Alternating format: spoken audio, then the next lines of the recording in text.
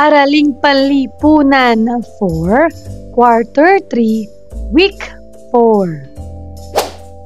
Serbisyo ng Pamahalaan.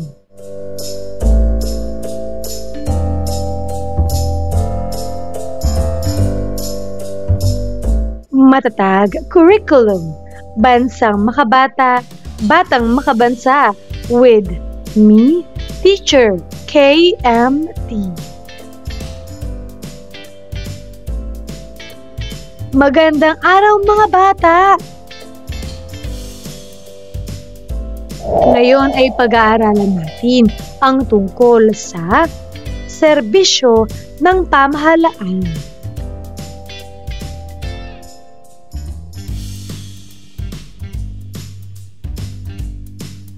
Mga layunin. Una, nakikilala ang mga kagawaran ng pamahalaan. Pangalawa, naiisa-isa ang mga programa ng pamahalaan sa titik A, pangkalusugan, titik B, pang-edukasyon, at titik C, pangkapayapaan.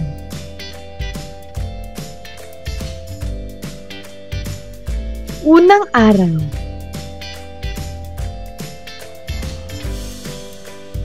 Maikling balik-aral. Busa kaalaman. Ano ang iyong nalalaman tungkol sa sumusunod na mga salita o pahayag? Elemento ng pagkabansa. Pamahalaan. Mga sangay ng pamahalaan. Pamumuno ng mga leader.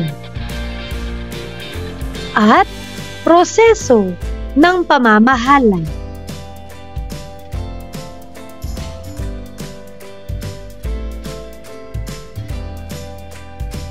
Paglinang sa kahalagahan sa pagkatuto sa aralin. Dugtungan ang pangusap upang mabuo ang diwa nito. Una, ang pamahalaan ay isang samahan o institusyong namumuno at nagpapatupad ng mga batas upang mapanatili ang kaayusan at kapakanan ng mamamayan.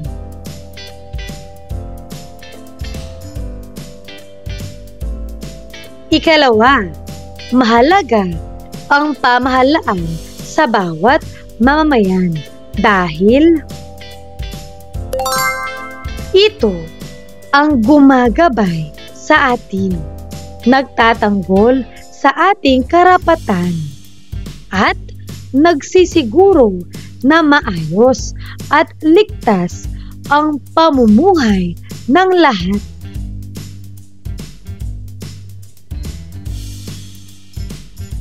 Pangatlo, nakakatulong sa atin ang pamahalaan dahil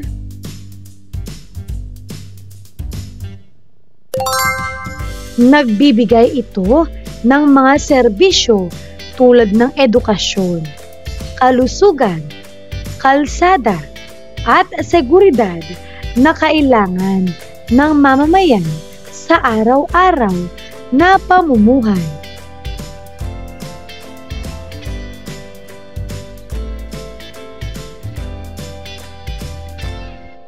Ngayon ay tignan ang larawan at tukuyin ang kahalagahan ng mga ito sa bansa at sa mga mamamayan nito. Para sa unang larawan, magaling ang paliwanag. Mahalaga ang paaralan dahil dito nahuhubog ang kaalaman at kakayahan ng mga kabataan upang maging mabuting mamamayan ng bansa.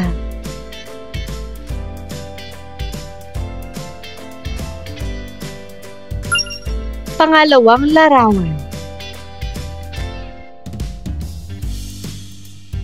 Mahusay. Ang ospital ay nagbibigay ng serbisyong pangkalusugan upang mapanatiling malusog at ligtas ang mga mamamayan.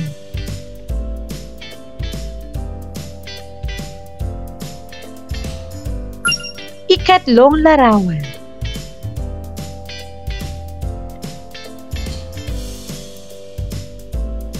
Tama.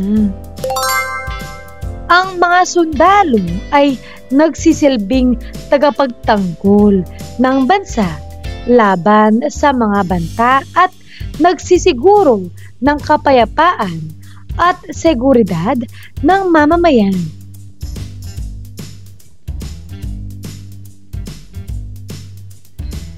Maaari mo bang sagutin? Una, anong S ang naibibigay ng mga larawan sa bansa at mamamayan nito? Magaling. Serbisyo.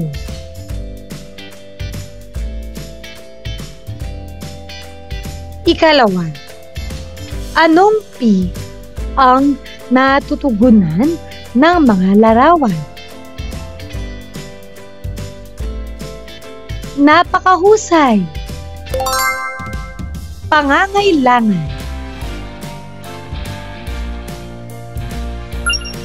Ikalawang araw.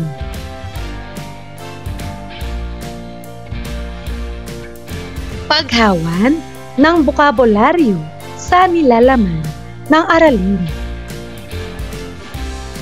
Ang serbisyong panlipunan ng pamahalaan ay tumutukoy sa mga serbisyong panlipunan na ibinibigay ng pamahalaan.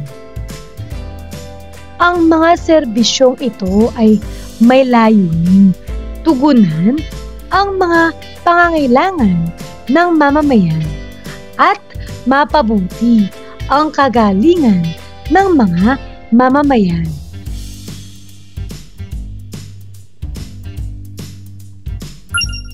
Unang aralin, serbisyong panlipunan.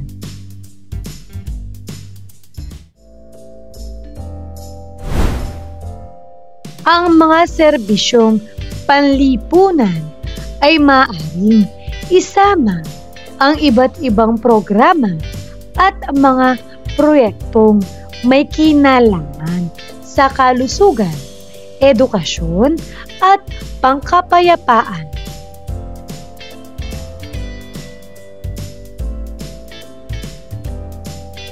Pagprosesong pag-unawa.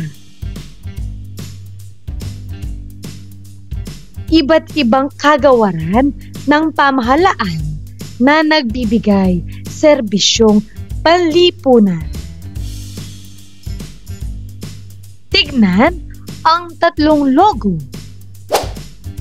ng mga ahensya ng pamahalaan na nagbibigay ng serbisyo sa lipunan. Ano ang ideya mo sa tungkulin ng bawat ahensya?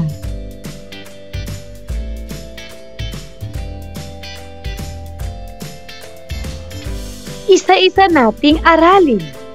Una, kagawarang pangkalusugan o DOH. Ang kagawaran ng kalusugan o Department of Health o DOH ang pangunahing ahensya ng pamahalaan na responsable sa pangangalaga ng kalusugan ng mamamayan.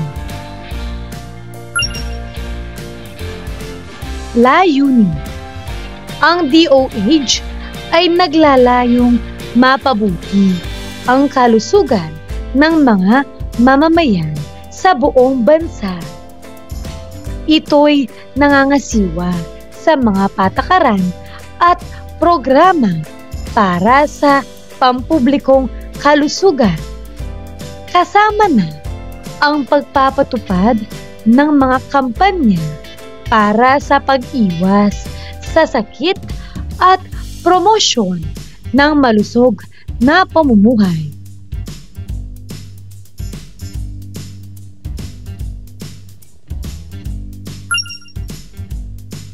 Serbisyong pangkalusugan. Ang DOH ay nagbibigay ng iba't ibang serbisyong pangkalusugan tulad ng patakaran sa kalusugan, bakuna, reproductive health services, pag-iwas at pagkontrol ng sakit, at iba pang mga programang may layuning mapanatili ang kalusugan ng mamamayan.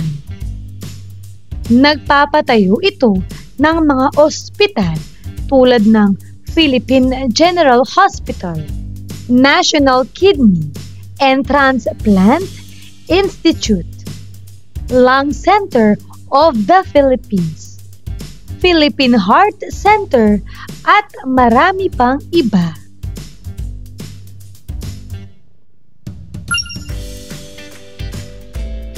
Epidemiolohiya. Ang kagawaran ay nangunguna sa pagmomonitor ng mga sakit at epidemya sa bansa. Ito'y may mahalagang papel sa pagtugon ng mga krisis sa kalusugan tulad ng pandemyang COVID-19.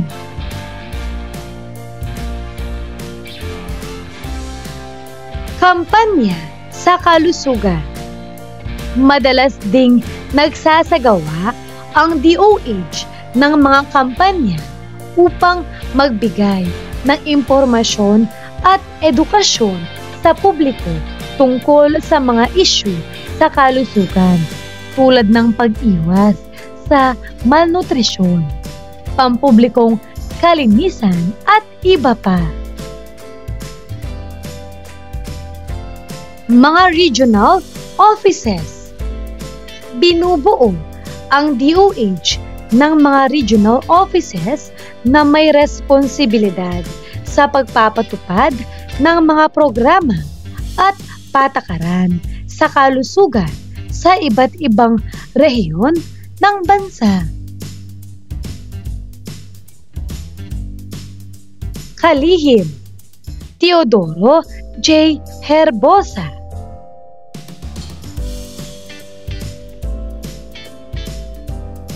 Ikalawa, kagawaran ng edukasyon o DepEd.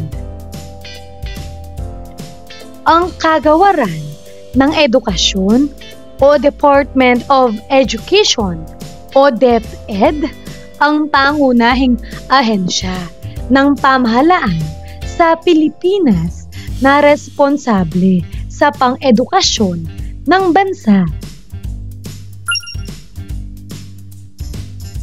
Mga layunin. Ang DepEd ay naglalayong mapabuti ang kalidad ng edukasyon sa Pilipinas. Ito'y may pangmatagalang layunin na mapalawak ang kaalaman at kasanayan ng mga mag-aaral at maging handa sila para sa mga hamon ng buhay.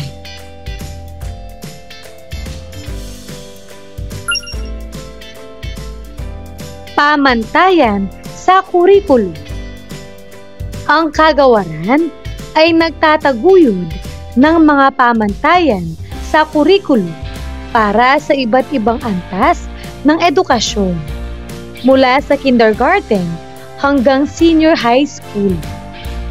Layunin nito na magbigay ng makabuluhang edukasyon na nagtataguyod ng pag-unlad at kritikal na pag-iisip.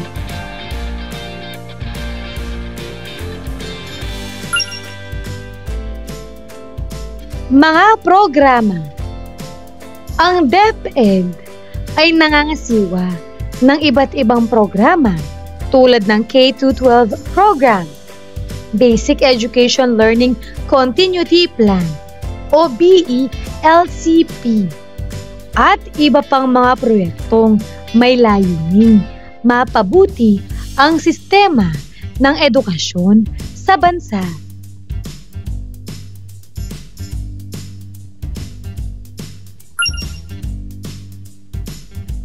Pagsusuri at pagsasanay.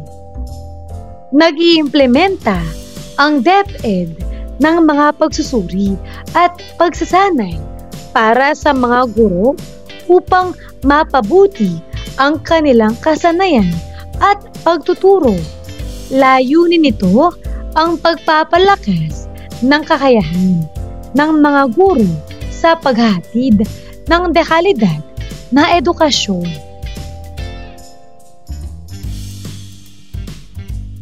Mga rehiyonal na tanggapan.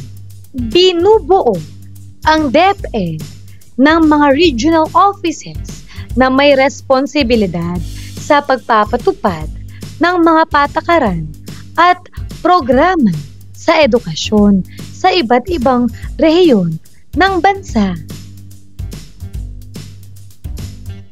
Kalihim noon, Vice President Sara Duterte. Kalihim ngayon, Sonny Angara.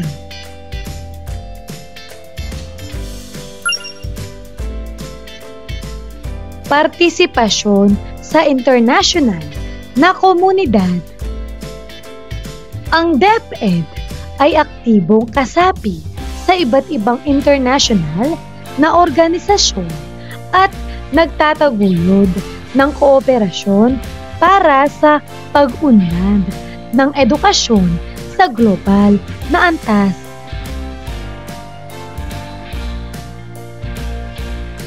Ikatlo, kagawaran ng tanggulang bansa. Sa Pilipinas, ang kagawaran ng tanggulang pambansa o Department of National Defense o DND ang pangunahing ahensya ng pamahalaan na responsable sa pagpaplano, pagpapatupad at pamamahala ng pambansang seguridad at depensa. Mga layunin. Ang DND ay naglalayong mapanatili ang integridad ng teritoryo ng Pilipinas at ang seguridad ng mamamayan. Ito ay nagbibigay ng pangunahing suporta sa hukbong sandatahan ng Pilipinas o ang Armed Forces of the Philippines o AFP at iba pang ahensya ng seguridad.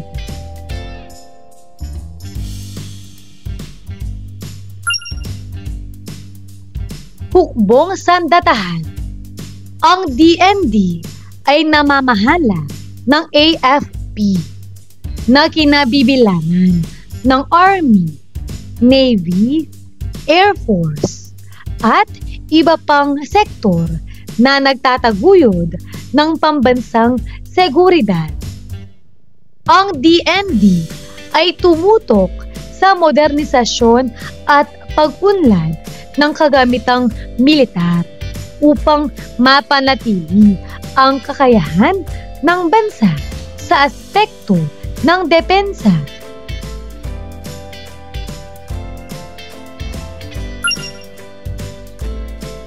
Pambansang kaligtasan.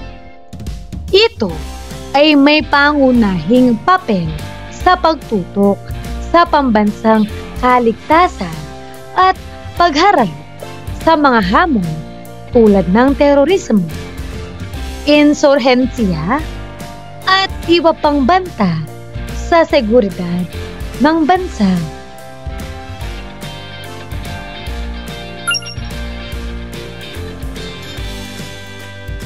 Patakaran sa seguridad.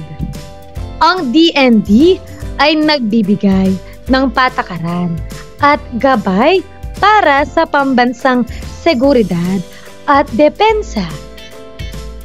Ito ay nakikipagtulungan sa iba't ibang ahensya ng pamahalaan at sektor ng lipunan upang mapanatili ang katahimikan at kaayusan.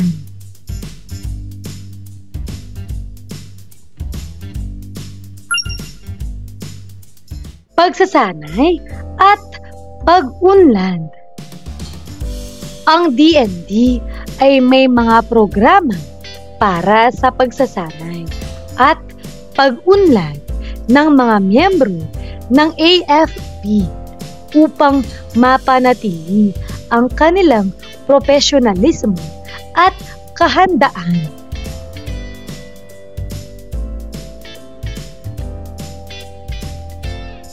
Pakikipagtulungan sa internasyonal na seguridad. Ito ay nakikipagtulungan sa iba't ibang bansa at internasyonal na organisasyon para sa seguridad at kapayapaan sa rehiyon at sa buong mundo.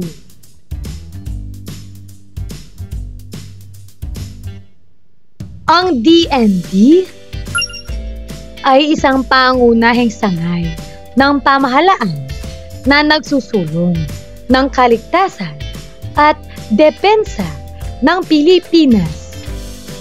Ito ay nagtataguyod ng isang matibay na sandatahang lakas at nakikipagtulungan sa iba't ibang sektor para sa kapayapaan at seguridad ng bansa. Kalihim, Gibo Chodoro.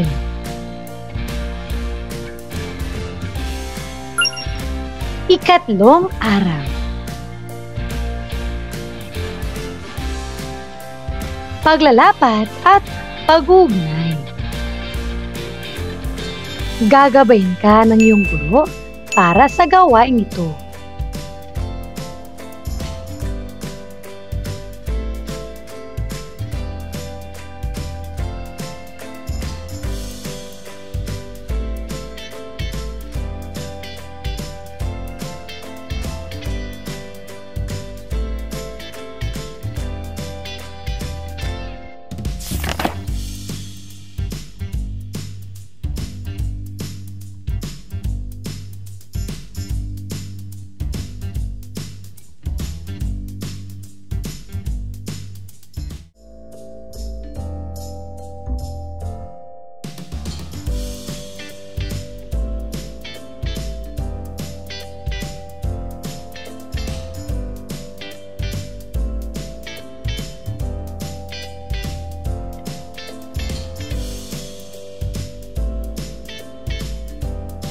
Sagutin ang mga katanungan.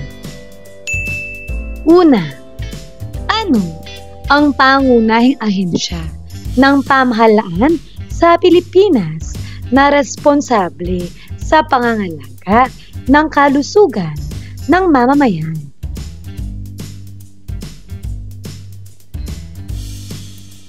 Tama! DOH o ang Department of Health. Pangalawa, ano ang pangunahing ahensya ng pamahalaan na responsable sa pang-edukasyon ng bansa? Magaling! DepEd o ang Department of Education. Pangatlo, ano ang pangunahing ahensya ng pamahalaan na responsable sa pagpaplano, pagpapatupad at pamamahala ng pambansang seguridad at depensa? Magaling! DND o Department of National Defense.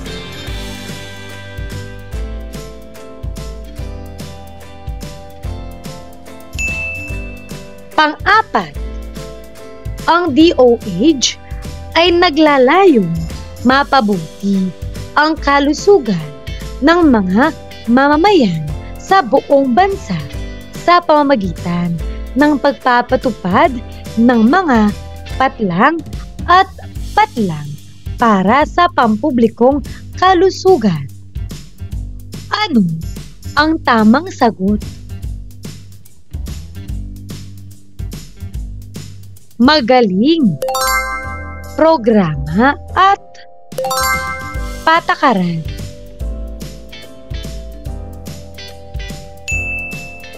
Pang-lima, nag-iimplementa ang DepEd ng mga pagsusuri at pagsasanay para sa mga guro upang mapabuti ang kanilang patlang at patlang na naglalayong palakasin ang kakayahan sa paghahatid ng dekalidad na edukasyon.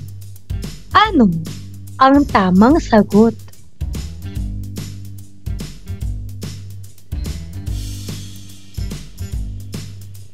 Magaling, kasanayan at pagtuturo.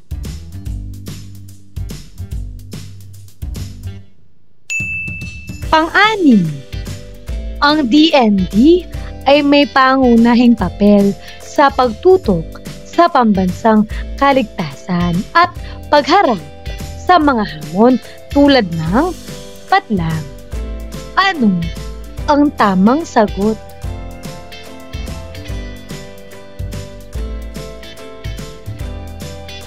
Magaling, terorismo.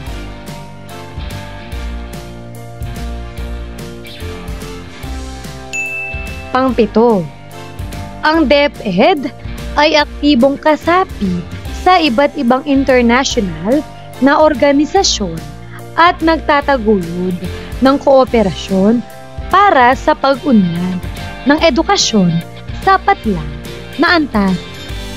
Ano ang tamang sagot? Magaling, global.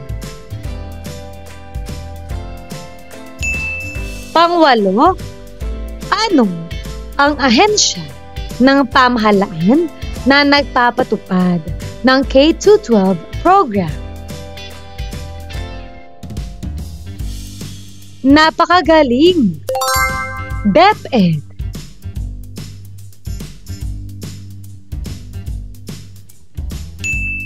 Pang-siyam, ano ang isang halimbawa ng gawain para sa kalusugan na madalas na isinasagawa ng DOH?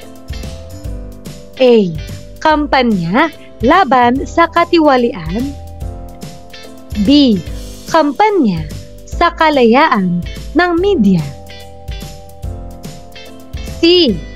Programang pangdisiplina sa kalsada. D. Programa sa kalinisan ng kapaligiran. Ano ang tamang sagot?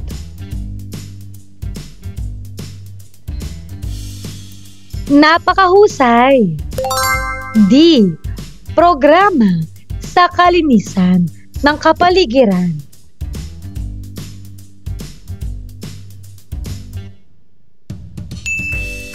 Pang-sampu, ano ang isa sa mga serbisyong pangkalusugan na inilalaan ng DOH? A. Pampublikong kalinisan ng paligid. B. Libreng edukasyon sa lahat ng antas. C. Pambansang seguridad para sa lahat. D. Mga bakuna at masustansyang pagkain. Ano ang tamang sagot?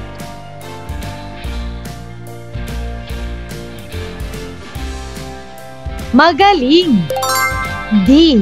Mga bakuna at masustansyang pagkain. Ika-4 na araw. Bida-bidahan, kunwa-kunwarian. Batay sa natutuhan sa araling ito, ipahayag ang kasagutan sa pangunahing tanong. Pumili ng isa sa mga gawain. Tanong: paano natin matutulungan ang pamahalaan upang matugunan ang mga pangangailangan ng mamamayan? Mga pagpipiliang gawain. Pumili lamang ng isa. Para sa unang bilang. Kunwari, ikaw ay isang pinuno ng Pilipinas. Maghanda ng isang talumpati at ipahayag kung paano matutulungan ang mga mamamayan at matugunan ang kanilang mga pangangailangan.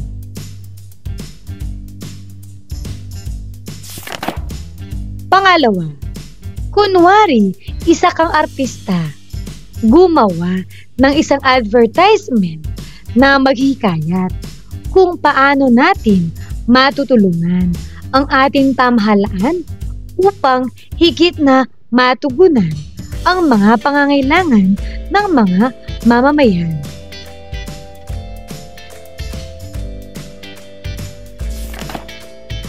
Pangatlo, kunwari ay isa kang mang-aawit. Sumulat ng isang awitin na naglalaman ng liriko tungkol sa pagtutulungan ng pamahalaan at mamamayan upang matugunan ang lahat ng pangangailangan ng mga mamamayan sa bansa.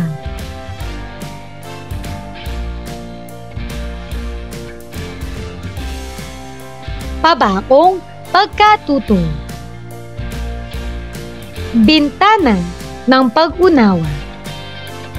Balikan muli ang mga napag-aralang konsepto tungkol sa mga ahensya ng pamahalaan na nagbibigay ng serbisyong panlipunan. Una, DOH. Maaari mo ba itong basahin?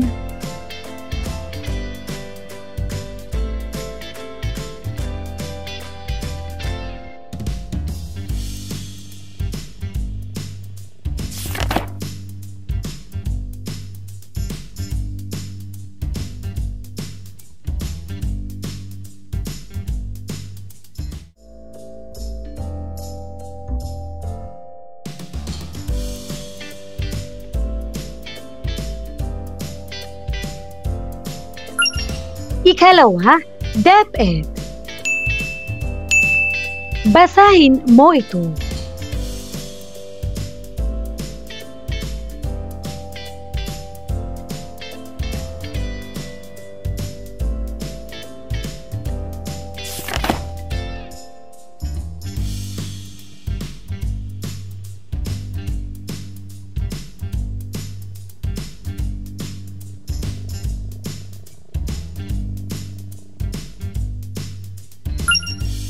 Ikatlo, DND. Basahin mo ang mga ito.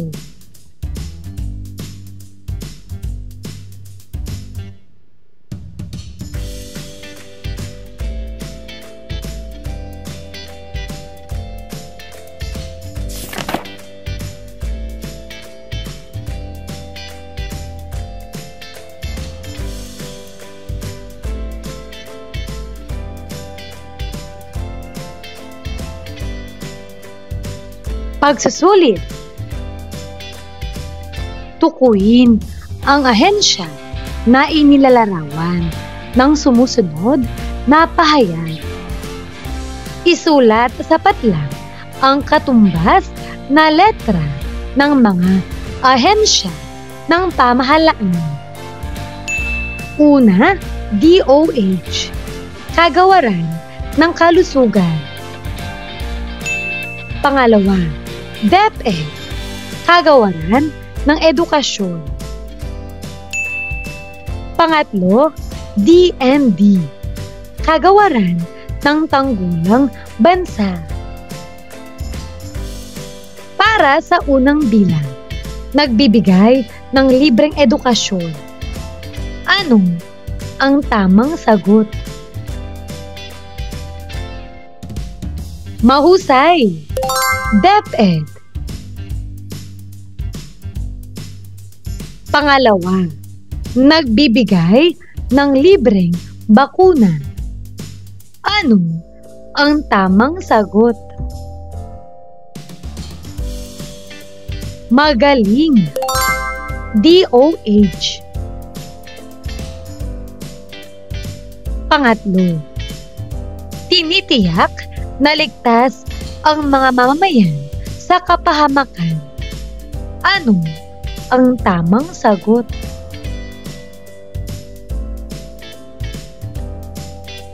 Napakagaling! DND. Pang-apat, nagbibigay ng libreng pagkain sa mga mag-aaral. Ano ang tamang sagot? Magaling! DepEd. Panglima, naglalaan ng mga serbisyo para sa mga pasyenteng may kanser. Ano ang tamang sagot? Napakagaling! DOH.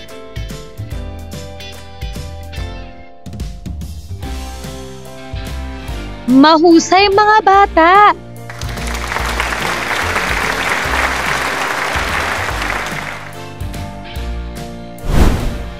Ano ang mga natutuhan mo sa araw na ito?